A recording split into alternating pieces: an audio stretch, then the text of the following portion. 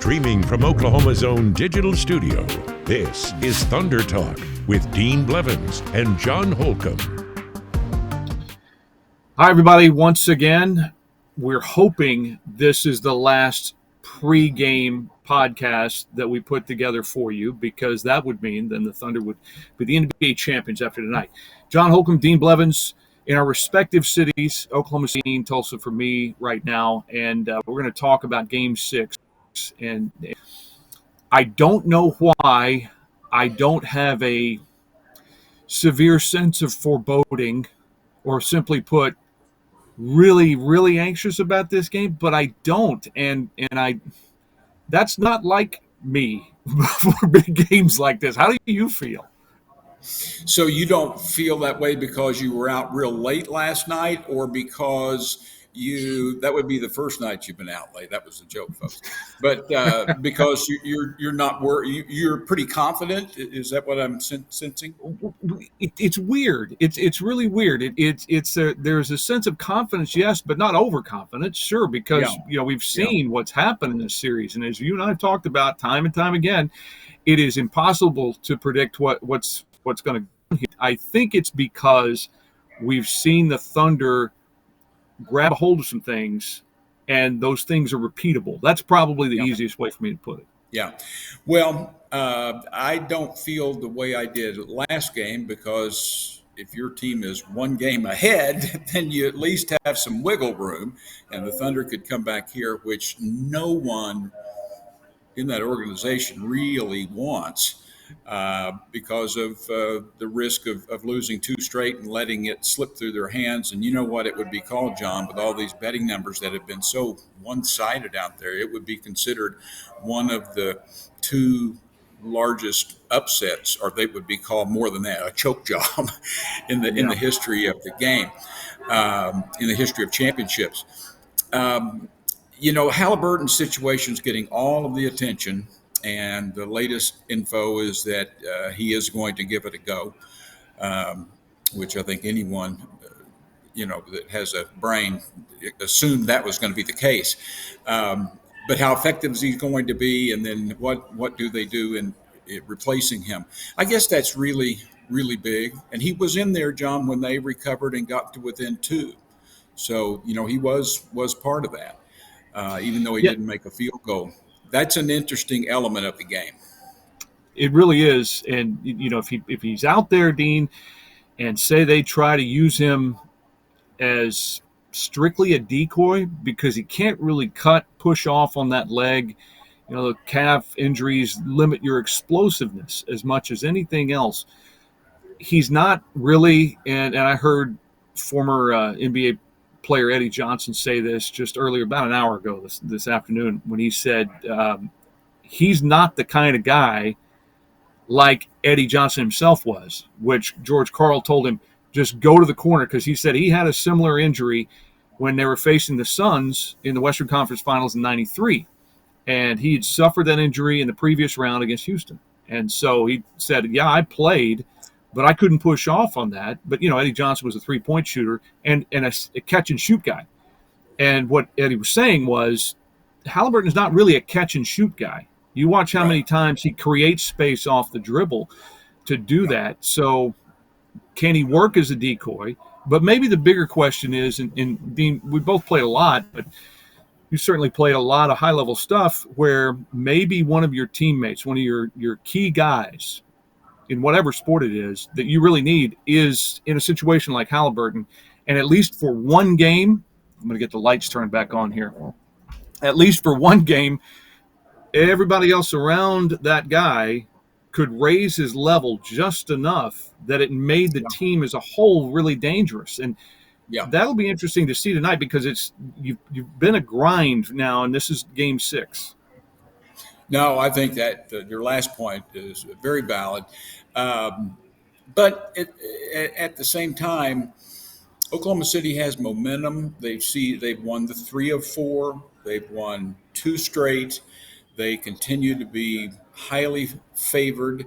And we talked about this last time before the last game, which would have been Game 5. We were saying that we're hearing that, or at least I was hearing from people I trust that the Thunder feel they've kind of figured it out, and they felt more comfortable with what they were doing. Because if we've not learned anything else, we're learning that these guys have to coach throughout this entire process, that they're expected to get better and better and better because they have more information. I kind of look back at that and say, yeah, I expect Indiana to come out and play defense the way they did up there in those games, particularly the first one when they won. So I expect them to be tenacious. I expect Siakam to have tons of opportunities. And you got to expect now that they're back in Indy that those invaluable backup guards or key perimeter players like Oklahoma City got Caruso, not Caruso shooting, but they got Wiggins and they got Cason Wallace the other night. They shot the lights out of it from three. And Indy hasn't done that right when they came back to Oklahoma City, but they did back there. So you've got to kind of factor that into all of this. First thing on Siakam, I don't think there's any way he's going to have as many loose turnovers like he did in Game 5 in Oklahoma City. That was as surprising as anything to me. Maybe trying to do a little too much. Though. You know, he has a history of being loose with it, but I would agree with you. Yeah. Yeah, it was alarming. He had 3 in one stretch early in that game when the Thunder started to build that lead in the second quarter. And I would say this too. Does Benedict Mathurin have another high efficiency scoring game in him? From him, just like what you're asking from Nembhard, is more on the defensive end than the offensive end, at least up to this point. You know, some have been saying, because Nembhard was pretty poor last year in the playoffs, but I don't think he was guarding the best player 94 feet. And that just takes a toll on you after time. I'm not surprised has not been do it for one night like tonight. Sure, he could. But, Dean, you know this as much as anybody else. It's you're this deep into the – and you've been extending yourself offensively that much. What goes? Your legs go. What do you need to make shots or explode to the rim? You need your legs. And he might do a or two, but I don't know that he's got it left in it. Yeah. Well, we will find out. And as an aside, I go back to Haliburton, and I wanted to throw one quick point past you. All we're hearing about is Haliburton. He didn't do this. He didn't do that. Let's remember the guy guarding him is Lu Dort. He's the guy that was not even drafted, but Sam Presti said, "We like you. Come on." And he's developed, and he should have been an all-league defensive player every year. And he's as good as there is, but he did make it first team this year. J-Dub, interestingly, makes it as well. I think second or third team. But anyway, I think we've kind of overlooked that, or the majority of people have overlooked that factor. That one of the reasons that you don't have anything from Tyrese that's really big that they really have needed is because of Dort. Yeah, that's a great point. And as much as Mark Daigneault and others with the Thunder, when you tried to look back at the regular season meetings, I mean, Chet didn't play in either one of them, I don't think. So you can't really pull a lot from that. Well, what you can pull from that is that Haliburton really didn't light the Thunder up in either one of those games. He's struggled offensively. And his benchmark, just like you hit the nail on the head with your prediction the other night in Game 5, that, you know, if Indiana doesn't get to, 110 or 111, they're not going to win the game. Yeah, 111, They're not going to win the game. They end up with 109.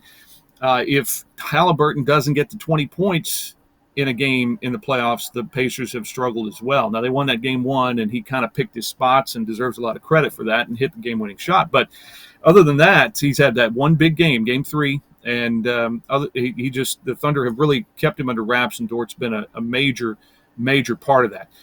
We talked before the first couple of games about and after Game 4, I think, as well, Well, it made the lineup change. Casey Wallace started in this series for the first couple of games, first 3 games, I think, and then Three Isaiah games, I think. Hartenstein. Yeah, they've gotten back to the big lineup to start the game. You and I were saying, hey, you can't bag on the Thunder for starting Wallace. He's actually done some good things. It's been other things that have been the problem. But now Hartenstein gets in there, and one thing that he's shown, especially in Game 5, in Game 4, let's go back to that. The hard foul on Caruso by Toppin. Hartenstein got right up in Obi Toppin's face. I think that was a good moment for the Thunder. And Hartenstein has become that physical presence to offset some of what Indiana's trying to do as they were trying to make it more physical. But, Dean, it's not just that. That high post passing in Game 5. He hits Jalen Williams cutting down the lane for the dunk one time.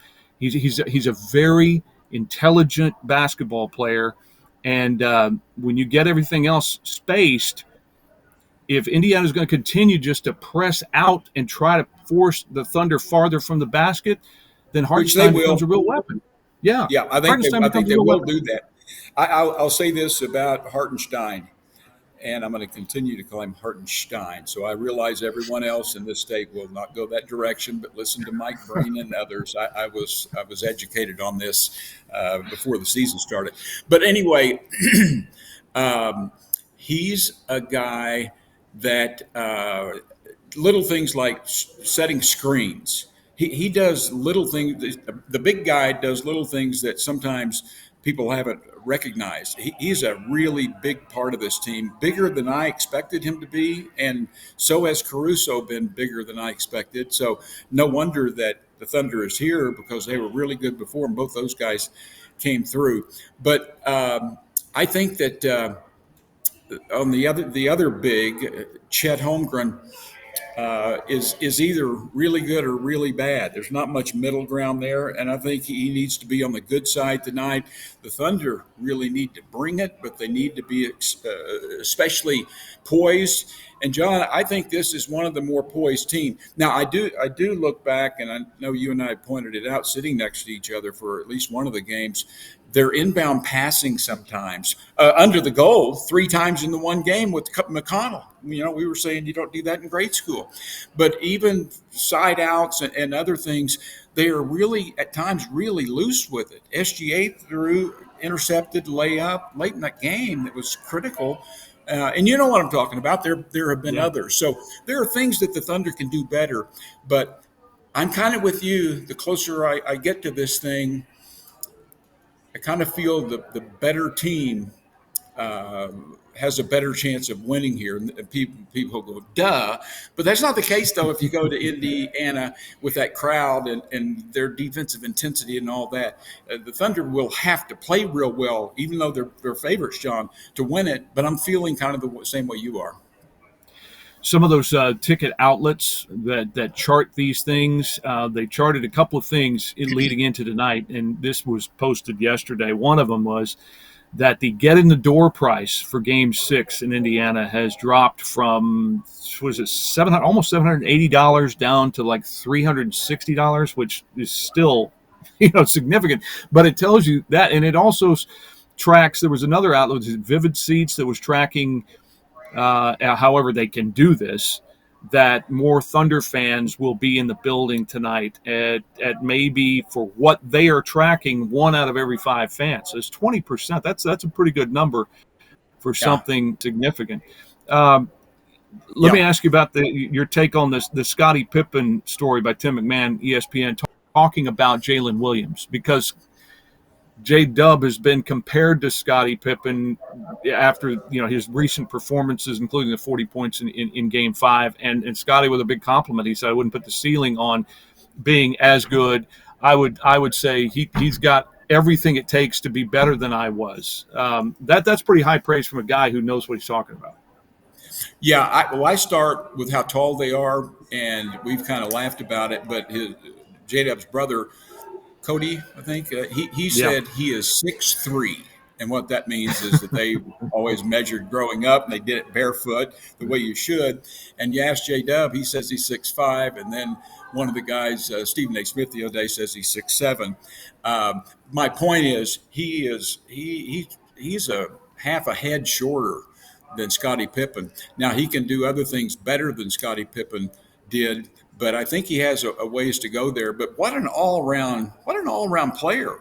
I mean, Yeah. think about this. As taxing as it has been for Oklahoma City to have SGA bring the ball up, well, they said, hey, let's save this energy. Let's let someone else use all their energy. Well, on the night he scores 40, and even the game before when he had a real big game, he was the guy bringing the ball up. So, he does that. He's at the goal. He's back here. He's got the three. He's an all-league defender. He's long. There are tons of things to like about him. Comparing players is kind of difficult, but I do think that it'll take another championship maybe before you reach that level, because Scottie Pippen was underrated. I agree with you on that. Now, if you're Indiana, what do you do to get Jalen Williams out of this rhythm? I mean, you've got, 3 straight games with more than 25 points or 25 or more in the finals, and the last one's 40. My guess is, Dean, it might get extra physical with him. And if he goes taking off to the rim, you might expect him to be taking another hard fall. That's the first thing I would guess from Indiana. Yeah. Because they're not going to back away from SGA. He's quietly averaged what he scores every game. Look up. That's crazy. He's got 30, 31, 32 every time. So they're going to continue to double and do the things that they do structurally, Indiana, against him. So you what are you going to do here? You can't double them both. Yeah, he's going to have some opportunity. What are they going to do differently? Absolutely more physical. But I also think that they might just say, let's just see what he can do. Let's not give him Superman status at this point, because we've got these wild hyenas here. This is an Oklahoma City type crowd. Let's see if we can rattle him a little bit, because he's a third-year guy, and it's not a given. So I think that one kind of has to play out. I do know that they will bring 3 things that I wrote down earlier. They will bring defense all across the board. They're improved shooting at home. Their bench is better at home. So the Thunder has to be concerned about all 3 of those things. But I think the Thunder's in a pretty good place. Okay, we've reached that time then. What's the prediction for tonight? Well, you will like this. The implied final score is 114-108. The line's 5.5, so that's a 6-point win for the Thunder. It's also 108, keeping Indiana below that 110 number, or 111 number. I don't think Indiana's going to lose its spirit. They don't seem like a team that, if the Thunder gets on them early, that they would be willing to just say, hey, let's do it next year. So I think it's going to be another one that goes down to the end, and I literally believe it's going to be a 2-point game. So I got the Thunder by 2. All right, maybe this is just me misreading my own feelings about this, Dean, but I think it will be close for a long period. I think the Indiana may have a lead at the end of the first quarter. But I think the Thunder are going to find it down the stretch, and they're just going to be too tough to deal with late in the fourth. And I think Haliburton's situation really hampers the Pacers, although there could be a big night from McConnell or Mathurin or somebody in that backcourt that's not guarding SGA. But I'm going to go with Thunder 118-110. So, folks, yeah.